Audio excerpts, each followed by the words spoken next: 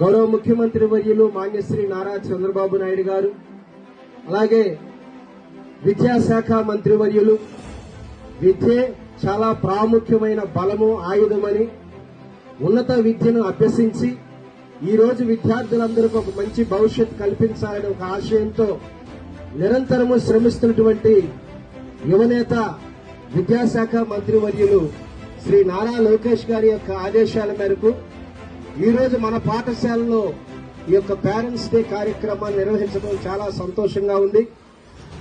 ఇంకొక విషయం ఏంటంటే, ఇందాక పెద్దలు చెప్పినట్టు, సుబ్బారెడ్డి గారు చెప్పినట్లు, నేను ఇక్కడ విద్యార్థిని, ఇక్కడ చదువుకున్నటువంటి వ్యక్తిని. ఇక్కడ మా మేడం గారు మాకు సైన్స్, మా విషయాల్లో వాస్తవం చెప్పాలంటే వాళ్ళ పాప దీప్తి, నేను ఇద్దరం కూడా కలిసి చదువుకున్నాం ఇదే స్కూల్లో.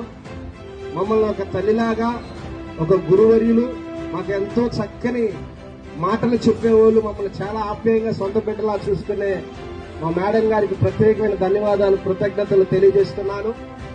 ఈ అవకాశం నేను చదువుకున్న స్కూల్లో నేను గెస్ట్ గా వచ్చి మాట్లాడటం నాకు చాలా అదృష్టంగా ఉంది. ఈ అవకాశం కల్పించినటువంటి ముఖ్యమంత్రి గారికి, అలాగే లోకేష్ గారికి, మన కేంద్ర మంత్రి వర్యులు డాక్టర్ తమిళసాని చంద్రశేఖర్ గారికి, శాసనసభ్యులు గల్లా మాధవి గారికి, మేయర్ కోవిలమూడి రవీంద్ర నాని గారికి, ప్రజాప్రతినిధులందరికీ కూడా హృదయపూర్వక ధన్యవాదాలు. నాకు ఈ అవకాశం కల్పించిన పెద్దలందరికీ కూడా నేను రుణపడి ఉన్నాను. ముఖ్యంగా ఈ యొక్క కార్యక్రమం ఉద్దేశం ఏంటంటే, నారా లోకేష్ గారు ఈ రోజు భవిష్యత్తులో రేపు ఇయాల్టి పిల్లలందరూ కూడా, స్టూడెంట్స్ అయిన వాళ్ళందరూ కూడా భవిష్యత్తులో ఉన్నతమైనటువంటి వ్యక్తులుగా రాణించాలి అంటే దానికి ప్రధానమైనటువంటి సహకారం తప్పనిసరిగా తల్లిదండ్రులు అందించాలి.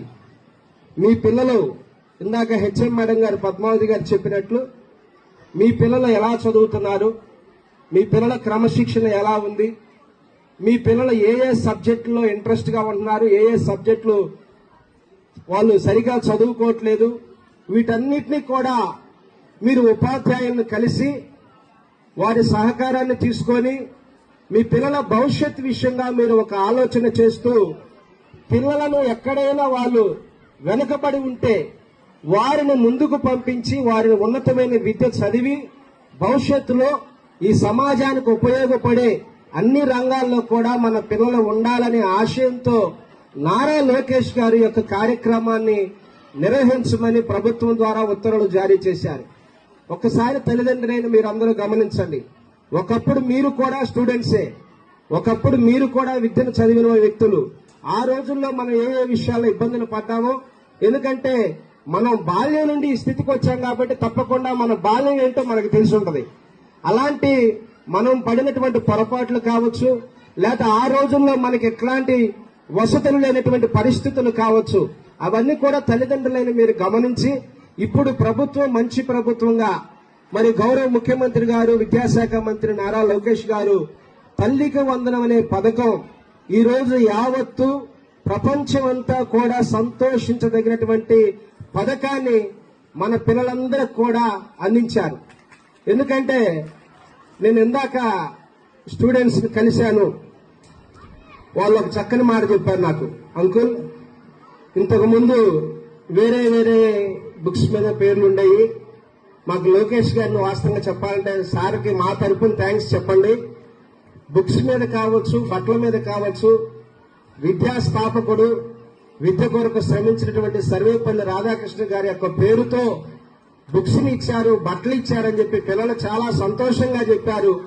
ఇలాంటి సంక్షేమ పథకాలు అంటే దేనికైనా కూడా గతంలో ఆయా విధానాల్లో సమాజానికి, సంక్షేమానికి, పిల్లల భవిష్యత్తుకి శ్రమించినటువంటి పెద్దలు మన పూర్వీకులను గుర్తు తెచ్చుకునే విధంగా వారి త్యాగాలను, వారి కష్టాలను, వారు శ్రమించినటువంటి విధాలను ఎక్కడా కూడా మరిచిపోకూడదనే ఒక ఆశయంతో నారా లోకేష్ గారు, చూడండి ఎంత చక్కని మాట, పిల్లల స్టూడెంట్స్ చెప్పారు నాకు ఆ మాట.